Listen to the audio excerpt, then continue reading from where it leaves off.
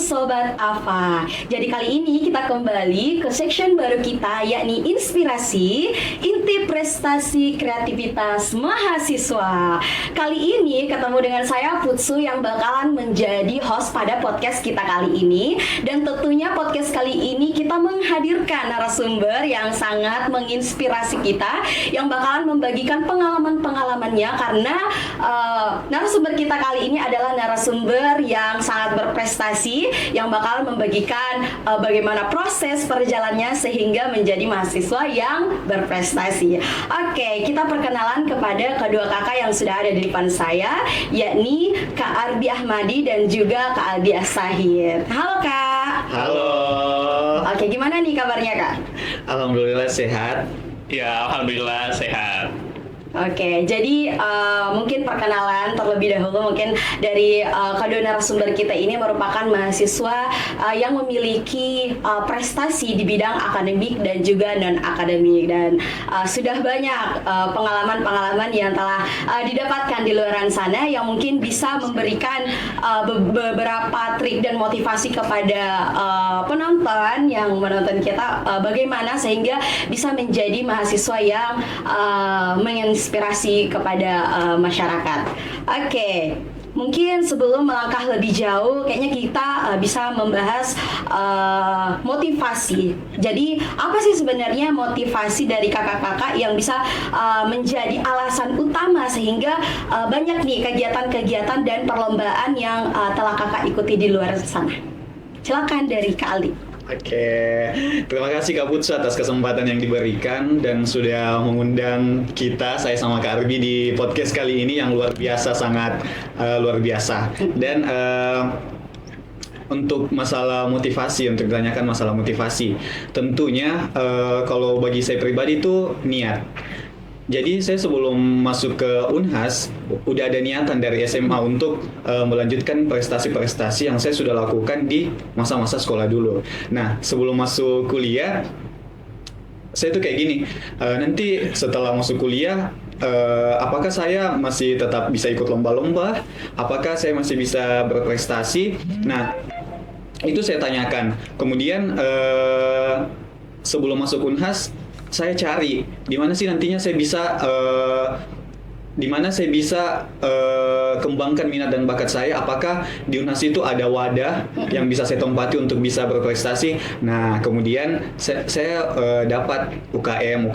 Wah, ternyata di Unhas itu sangat banyak UKM yang tentunya bisa mewadahi mahasiswa untuk berprestasi. Nah, kemudian ada beberapa UKM yang saya ikuti untuk tentunya untuk bisa meningkatkan minat dan bakat saya.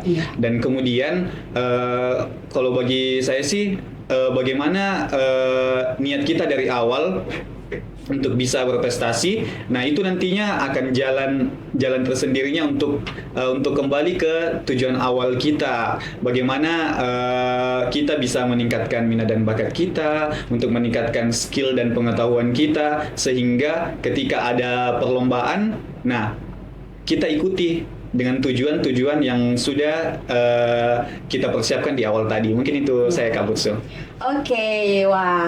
Jadi dari Kak Ali sendiri, dia bisa menjadi mahasiswa yang berprestasi karena niat dari awal dia ingin menjadi mahasiswa yang berprestasi. Dan tentunya apabila kita memiliki niat dalam hal yang baik, mungkin harus juga ada sesuatu hal yang bisa mendukung. Betul. Nah, tentu dari Unhas sendiri sudah mendukung bagaimana agar mahasiswa bisa mengupgrade skillnya dengan membentuk UKM yang ada di Unhas, dan itu bisa kita bisa maksimalkan skill kita di dalam kegiatan tersebut. Betul banget, Kak. Oke, kalau dari Kak Arbi sendiri gimana Kak? Iya, oke Kak. Jadi kalau motivasi sendiri ya, kalau menurut saya itu kan semua orang punya ininya ya, motivasi. Motivasi itu kan dia sifatnya untuk mendorong kita atau membangun bagaimana kita ketika sudah punya motivasi ini itu menjadi dorongan sendiri gitu kan. Nah, kalau dari saya sendiri tuh gini Kak, kita itu sebelum masuk kuliah itu sudah punya tujuan. Jadi apa yang menjadi goals kita ketika masuk ke dunia perkuliahan. Nah, salah satu goals saya itu adalah bagaimana saya bisa menjadi mahasiswa berprestasi. Jadi memang dari sebelum masuk kuliah itu sudah jadi incaran gitu Kak.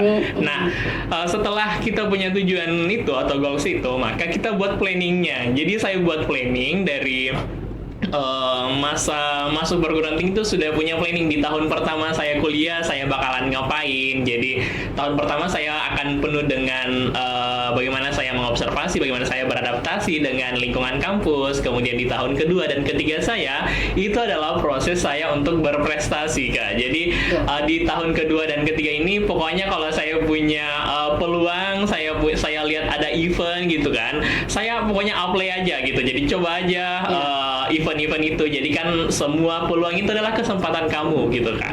Nah, selain dari itu, jadi di tahun kedua dan ketiga, tahun keempat lah fokus untuk menyelesaikan studi gitu Kak. Nah, jadi emang dari sebelum masuk kuliah ya harus di-prepare, harus di-planningkan supaya ketika kita mengalami masa-masa kayak down-nya ataupun merasa capek-capeknya gitu. Nah, kita ingatlah tujuan itu, kita ingatlah goals itu, dan itu akan menjadi motivasi. Betul, itu sih sekali. dari saya Kak.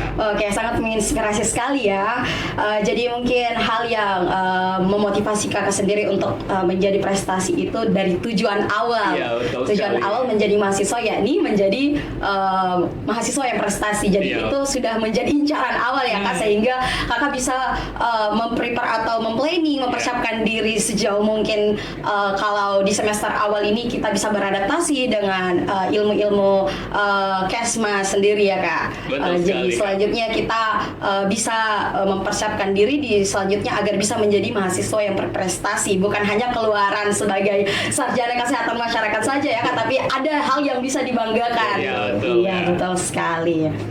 Jadi untuk mengikuti berbagai perlombaan di luar sana, tentu dari teman-teman sudah banyak yang tahu bahwa kita itu mempersiapkan diri jauh, dan mungkin ada proses-proses yang membuat kita lelah, sibuk, sehingga kita ini tidak bisa membalanskan antara akademik dan juga non akademik. Nah, bagaimana sih dari pengalaman dari kakak sendiri? Kalau dari Kak Ahmad, Kak Arbi? Ya, kalau dari saya sendiri itu Kak, kita kan mungkin nih pertanyaan kayak gini tuh sering dilontarkan ketika organisasi juga Ya, kan. betul. Jadi bagaimana kita membalanskan antara organisasi dengan akademik. Kalau menurut saya itu hal yang seharusnya tidak bisa kita setarakan. Jadi dua hal ini memang harus berjalan dengan ya sebagaimana mestinya gitu Kak. Kalau dari saya sendiri biasanya kita dengar itu skala prioritas Ya, gitu. skala prioritas. Nah, tapi kalau dari saya itu memang saya punya notes. Jadi saya punya notes di laptop itu. Laptop saya sudah penuh dengan notes-nya. Apa yang akan saya lakukan gitu Kak. Dan itu notes itu akan saya perbarui tiap minggunya, tiap Wah. weekend. Jadi misalnya di pekan ini, di minggu ini di pekan depan saya akan ikut misalnya event seminar tentang kesehatan mungkin, ataupun saya ikut lomba, saya ada deadline lomba. Nah, itu sudah saya rencanakan 1 minggu sebelumnya. Wah. Jadi harus disusun sedemikian rupa supaya kita bisa benar-benar menjalaninya dengan teratur gitu Kak. Nah, selain ini selain dari jadwal kegiatan, jadwal organisasi, deadline lomba dan sebagainya itu sudah saya catat. Jadi saya harus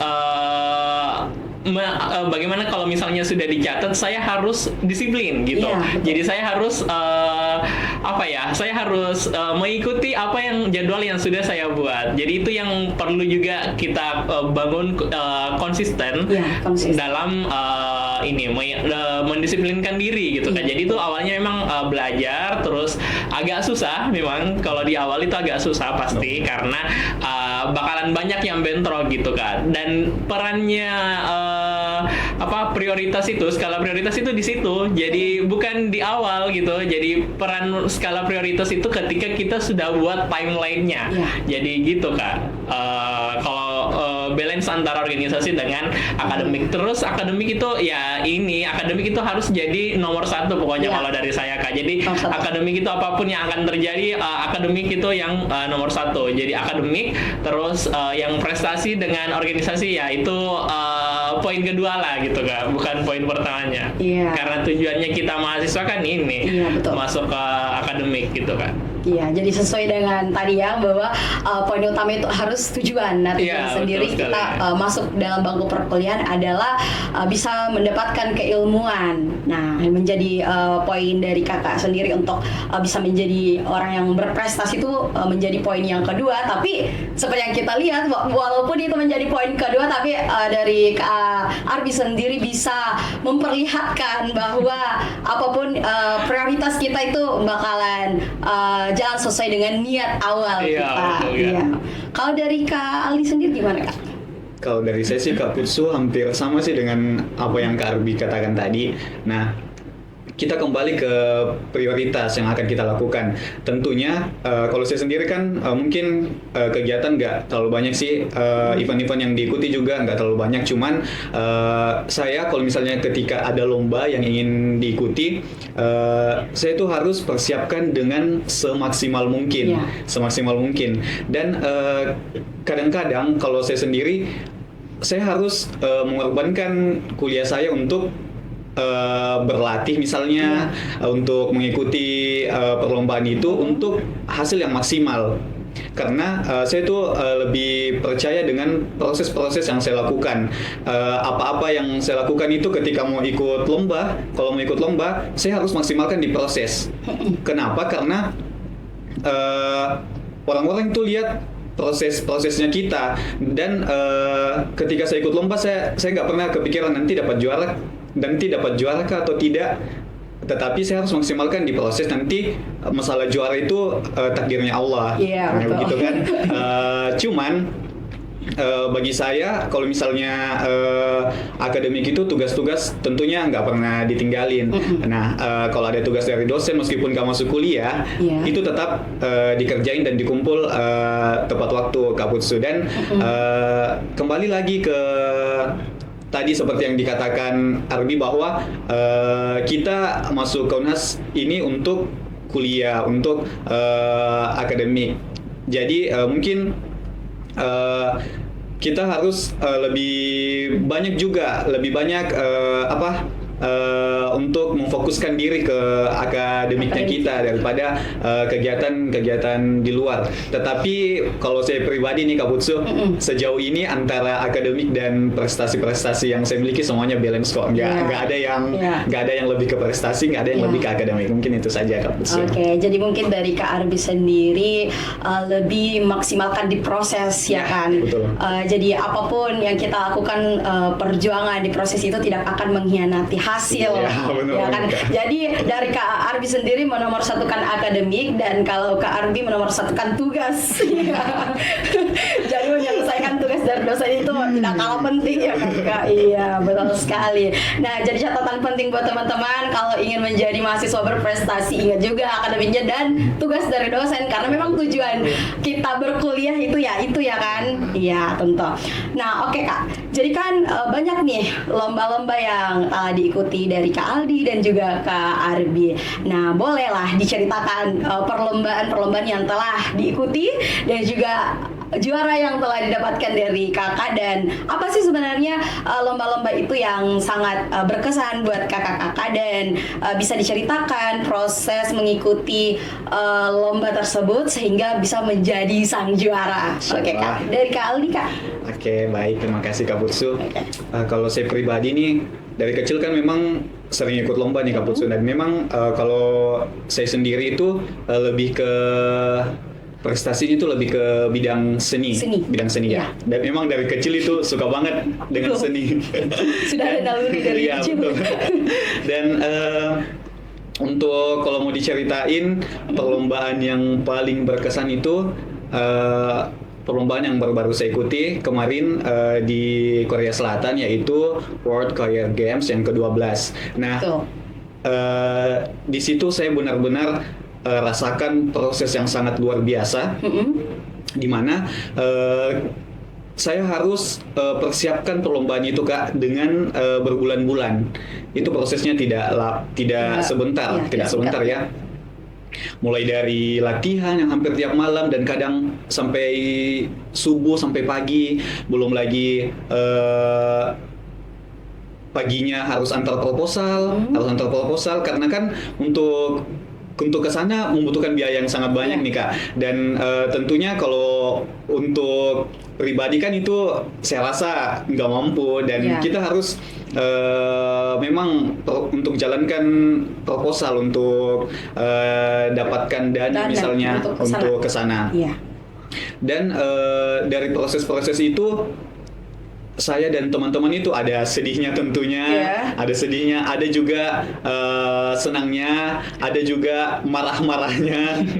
Karena kadang nih kalau misalnya latihan yang bikin bete, yang bikin bad mood itu kalau misalnya ada salah satu anggota yang terlambat, nah itu benar-benar itu benar-benar menghambat karena kan waktu yang kita persiapkan itu sudah ditentuin, misalnya nanti latihannya sampai jam segini.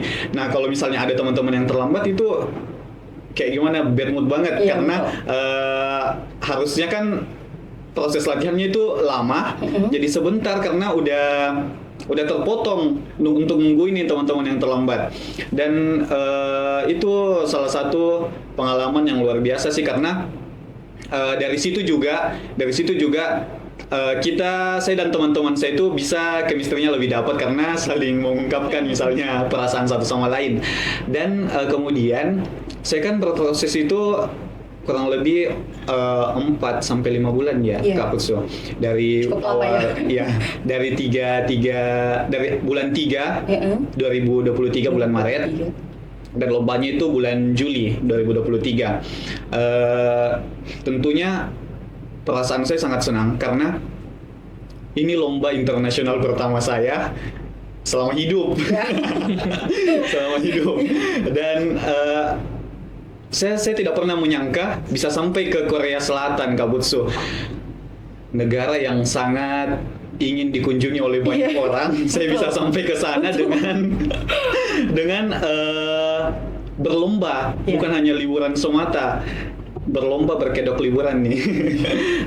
Dan dari proses-proses yang saya jalani, alhamdulillah terbayarkan dengan hasil yang sangat luar biasa. Masya Allah. Ya betul sekali karena saya di sana bisa mendapatkan juara.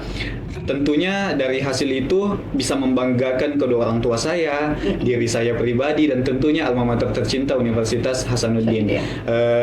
Jadi itu sih pengalaman yang sangat berkesan bagi saya untuk lomba yang pernah diikuti Kak.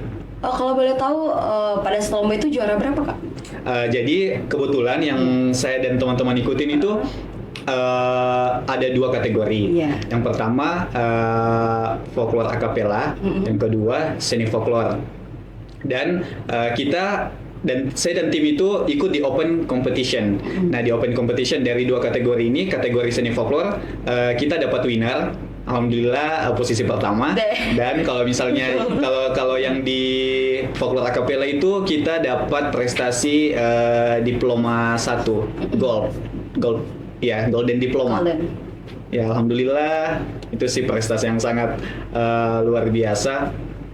Itu Kak Putsu. Iya, terima kasih kalau pengalamannya sangat menginspirasi sekali ya. Jadi kalau dari pengalamannya Kak Aldi ini udah ada basic dari kecil tentang seni ya kan. Kalau ini Kak lomba yang diikuti itu paduan suara. Ya betul, paduan suara. Dan yang seperti kita ketahui bahwa Kak Aldi ini salah satu anggota UKM tari. Jadi bukan hanya satu. Jadi sudah terlihat sangat bahwa Kak Aldi ini memiliki prestasi di bidang seni itu sendiri. Ya Kak. Dan tentunya seperti yang dikatakan bahwa dalam hal berprestasi bukan hanya individu tapi harus ada dorongan dan dukungan dari luar, seperti yang dikatakan bahwa ada proses proposal. Ya, kalau untuk proposal sendiri itu dari pihak kampus atau pihak apa yang mendanai Kakak? pihak kampus ada, dan ada perusahaan-perusahaan luar juga yang turut membantu proses dananya. Jadi dukungan itu juga sangat penting ya, agar kita bisa memaksimalkan skill sehingga bisa menjadi peluang kita untuk bisa menjadi mahasiswa yang berprestasi. Wah, jadi juga tadi ada pengalaman dari kakak kalau keluh kesahnya itu beberapa orang yang tidak bisa memanage waktu sehingga bisa terlambat, dan kita sudah memaksimalkan diri nih untuk bisa menjadi sang juara. Jadi mungkin kriteria individu itu tidak bisa kita samakan dengan diri kita, itu bisa menjadi problematika dan hal yang bisa kita jadikan pembelajaran dalam hal berkelompok. Oke Kak. Jadi kalau dari Kak Arbi sendiri? Oke Kak, jadi pas denger ini dari Kak Ali sendiri, saya langsung insecure juga gitu. Karena saya jujur belum sampai prestasinya ke internasional, dan Kak Aldi keren sekali sih Kak. Cuman Kak Aldi agak beda nih dari saya Kak, karena Kak Aldi jagonya di seni, saya malah nggak tahu mau ngapain di seni gitu. Jadi saya emang mungkin itu sih Kak, setiap orang memang beda. Ada passion masing-masing gitu Kak. Kalau dari saya sendiri, selama lomba ini, selama ada prestasi itu semuanya ya berkesan semua. Tapi kalau dari saya yang paling berkesan itu ini sih Kak. Yang pertama, ada yang membuka pintu saya berprestasi di Unhas. Jadi kegiatan itu adalah kegiatan Shell Explorers, itu diselenggarakan oleh PT Shell Indonesia. Kalau persiapannya itu dari November kayaknya Kak, itu November 2022 itu kami di training, terus masuk ke fase lomba itu sekitar 4 bulan. Jadi kita buat proposal, kebetulan saya juga timnya itu dari FKM semua Kak. Jadi kami ada 4 orang, dan itu alhamdulillah lolos dari 27 universitas Indonesia.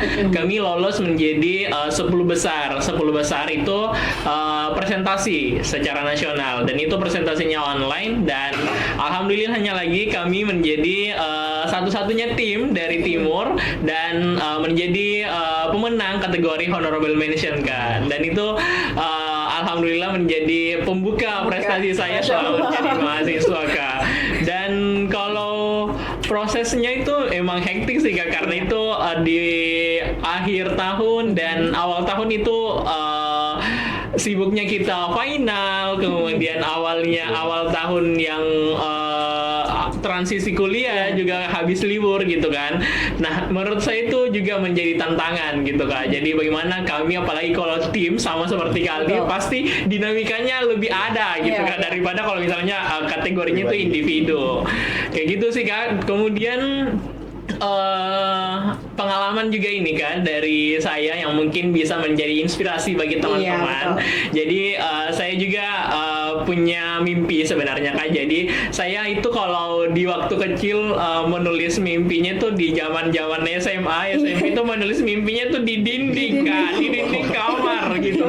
Dan jadi di meja belajar itu saya sudah menyiapkan apa sih mimpi-mimpi saya, dan salah satu mimpi saya itu adalah naik pesawat gratis. Sesimpel itu Kak mimpi saya dulu. Jadi alhamdulillah itu baru-baru ini tercapai, saya menjadi wisudawan terbaik di program pendidikan Kementerian Lingkungan Hidup. Dan itu alhamdulillah difasilitasi gratis full pembiayaan ke Jakarta Kak. Jadi alhamdulillah di bulan Maret ini sudah 2 kali ke Jakarta gitu Kak. Dan itu menjadi salah satu pencapaian saya yang menurut saya itu adalah pencapaian terbesar saya selama ini, karena memang itu mimpinya udah lama gitu Kak. Dan tentu kalau kita buat mimpi begitu akan membangun mindset kita untuk selalu mengejar mimpi itu. Gitu sih Kak dari saya. Oke, jadi dari Kak Arbi sendiri ini semuanya berkesan ya Kak. Apalagi yang pertama itu sebagai pintu prestasi dari apa yang telah dicapai sama Kak Arbi. Jadi mungkin juga sedikit pengalaman, dulu ada orang yang memotivasi saya sendiri untuk bisa menuliskan apa sih sebenarnya cita-cita yang ingin dicapai. Dan dulu saya selalu mendengar kalau kita tulisnya itu di buku, ya kan? Jadi ada kata-kata itu my dream book, tapi buat Kak Arbi sendiri di dinding jadi my dream wall. agak aneh ya bahwa mimpinya itu ingin naik pesawat dan sudah Langsung tercapai 2 kali lagi. Langsung 2 kali. Iya, gratis lagi. Iya, sangat menginspirasi sekali. Jadi mungkin penonton yang menonton diskusi kita pada kali ini bisa terinspirasi dengan cerita dan pengalaman dari kakak-kakak. Mungkin terakhir nih Kak, gimana sih tips agar kita bisa menjadi mahasiswa yang berprestasi seperti kakak-kakak? Mungkin dari Kali. Oke. Tips and trick. Iya. Kalau saya lebih seperti di awal tadi, saya lebih memaknai proses, niat yang utama. Untuk menjadi mahasiswa berprestasi itu harus niat dari awal, kemudian berani berproses. Banyak teman-teman yang saya lihat ketika ingin melakukan sesuatu, ketika ingin mengikuti lomba, dia tuh langsung memikirkan bagaimana sih nanti hasil akhirnya yang saya dapatkan, bagaimana sih nanti saya mengikuti ini, apakah bisa atau tidak. Nah, perlu saya tekankan kepada teman-teman bahwa ketika kita ingin mengikuti sesuatu perlombaan, misalnya event, kita harus berani berproses. Kita harus berani berproses, memaksimalkan diri, bagaimana nanti apa yang akan kita ikuti itu bisa lebih maksimal ketika kita ikutin dengan proses-proses yang telah dilalui. Nah, tidak ada hasil yang kita dapatkan yang luar biasa itu tanpa proses yang panjang, yang instan. Tidak ada. Semua orang-orang itu dengan hasil yang luar biasa itu pasti melalui proses-proses yang luar biasa pula. Nah, saya termotivasi dengan salah satu member Zodiac. Ini artis K-pop, Zayan. Nah, Zayan itu kan orang Indonesia kan. Nah, Zayan itu di Indonesia karirnya dari tahun 2018 dia mengikuti kompetisi-kompetisi di Indonesia, X Factor, Indonesian Idol, tapi semuanya gagal. Tapi yang saya lihat dari Zayan ini, dia tidak pernah berhenti sampai di situ. Dia tidak pantang menyerah sama sekali. Gagal, bangkit lagi, ikutin perlombaan selanjutnya, gagal, perlombaan selanjutnya lagi. Nah, tentunya pasti Zayan ini belajar dari pengalaman-pengalaman sebelumnya. Nah, kok di lomba ini saya gagal? Apa sih yang harus saya perbaiki dari diri saya agar di perlombaan selanjutnya bisa menang misalnya? Nah, tentunya dari proses-proses itu kita bisa belajar dari pengalaman-pengalaman yang akan kita lakukan. Nah, sampai akhirnya Zayan berhasil menjadi idol K-pop. Nah, luar biasa kan, dari proses-prosesnya itu yang beberapa kali gagal, dia berhasil menjadi idol K-pop langsung internasional. Nah, keren banget Kak Putsu.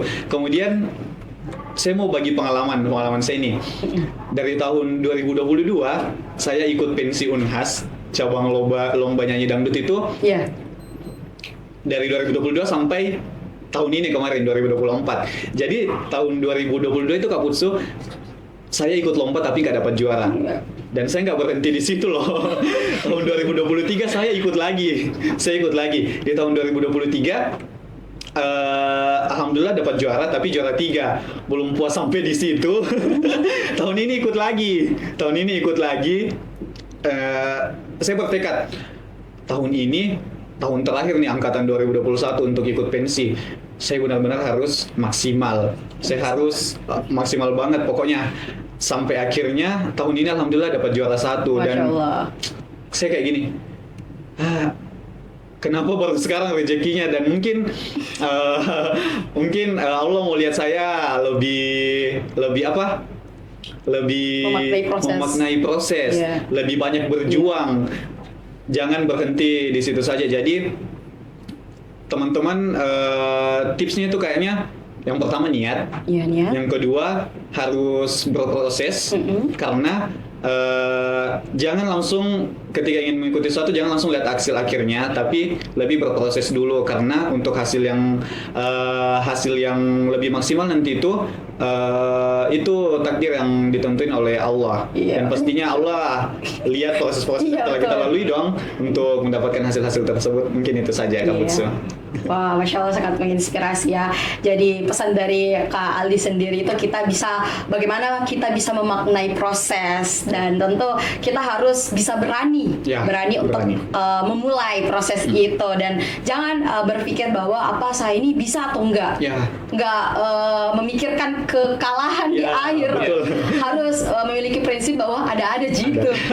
Tapi prinsip ada gitu juga harus diimbangi dengan pemaksimalan diri dalam melakukan hal itu. Jadi, wah, sangat menginspirasi sekali Kak. Saya juga sebenarnya udah lihat sebenarnya dari Kak Aldi sendiri sudah mengikuti lomba-lomba dari dulu ya kan, dan memang tahun-tahun akhir-akhir ini memang wah sangat goals banget ya, udah banyak prestasi-prestasi, dan bukan hanya bilang juara 1, juara 2 atau juara 3, tapi langsung juara 1 ya Kak. Dan saya kayak gini Kak Putsu, saya kayak gini. Tahun ini kan tahun terakhir mungkin sebagai mahasiswa, kalau misalnya diberikan kesempatan untuk cepat wisuda, saya berpikir gimana ya kalau tahun ini lebih dimaksimalkan untuk ikut-ikut lomba, karena saya berpikir nanti setelah kuliah apa bisa kayak gini lagi. Nah, nanti kan setelah kuliah tentunya kita bekerja mungkin, dan ada experience baru yang akan kita dapatkan. Nggak mungkin kayak gini terus. Saya berpikir begitu. Jadi tahun ini sebagai mahasiswa akhir, saya mau lebih memaksimalkan untuk ikut banyak-banyak kegiatan, memanfaatkan sebagai mahasiswa akhir. Betul banget sih, seperti yang katakan Kak Arbi tadi, memaksimalkan peluang. Nah, ini saat kita berpeluang, karena sudah menjadi mahasiswa akhir juga ya kan, harus kembali lagi ke niat awal untuk berkuliah dan memaksimalkan di akademi. Kalau dari Kak Arbi sendiri gimana Kak? Iya Kak Putsu, jadi saya setuju banget nih sama Kak Aldi tadi, kalau dari segi proses tentu kita harus memaknai prosesnya, karena proses yang kita lalui aja itu sudah jadi pengalaman, sudah jadi basic experience-nya kita gitu kan, yang bisa jadi motivasi kita sendiri. Nah, kalau dari saya sendiri itu tips untuk berprestasi ya Kak, dan mungkin ini jadi yang sudah saya lakukan jadi pribadi saya. Jadi memang harus, kalau kita ingin berprestasi ya harus berangkat dari goals-nya kita. Betul. Jadi emang harus punya mindset saya harus berprestasi gitu. Jadi saya harus punya prestasi yang harus dibanggakan gitu. Jadi memang harus punya goals. Jadi sama tadi, kalau punya niat itu terus itu akan membantu kita ketika nanti kita menjalani proses atau masa-masa yang di fasenya kita down, di fasenya kita saya ini gagal berkali-kali gitu kan. Nah, terus kalau misalnya dari kita sendiri ini pasti sudah punya bekas ini sih Kak, bekas kegagalan yang banyak. Betul banget. Ya. Jadi nggak semua yang terlihat itu mungkin ya itu yang berhasilnya kan. Tapi kalau misalnya kita lihat dari pengalaman kegagalannya juga banyak kan. Jadi kita harus memang belajar dari proses yang kita lalui gitu Kak. Terus yang paling penting juga sih kalau sebagai mahasiswa, apalagi sebagai pelajar, mungkin ini ketika menontonnya pelajar ya. Jadi yang menjadi fokusnya kita itu adalah pendidikan. Jadi akademik itu yang menjadi nomor satu, itu yang paling penting. Jangan menjadikan akademik itu yang kesekiannya. Jadi akademik itu pokoknya harus nomor satu. Kalau gitu sih kalau dari saya Kak. Dan itu alhamdulillah buktinya itu saya kemarin waktu SMA ya, saya kan ketua OSIS gitu Kak. Jadi tapi saya tetap peringkat 1 paralel di sekolah. Jadi saya emang itu sudah emang harus balance gitu Kak. Jadi antara dulu kan organisasi dengan akademik. Kalau sekarang emang kalau mahasiswa bener aja gitu kan, kalau yang dibilang orang kalau kita tambah dewasa tambah banyak tantangannya. Jadi sekarang itu ada organisasi, ada prestasi, kemudian tuntutan akademik gitu kalau dari saya Kak. Terus itu sih, jangan pernah putus asa. Kalau misalnya dapat kegagalan ya jadikan itu jadi batu loncatan gitu Kak. Jadi kita ini sebelumnya kan nggak semuanya perjalanannya mulus ya. Kadang nginjak batu lah, kadang kita kecemplung lah dan sebagainya. Itu kan jadi pengalaman yang Ya, betul. bakalan jadi motivasi kita gitu Kak. Kalau dari saya terus mungkin ini sih kalau dari saya itu cari mentor. Jadi usahakan kalau misalnya mau berprestasi ya cari mentor atau pendamping yang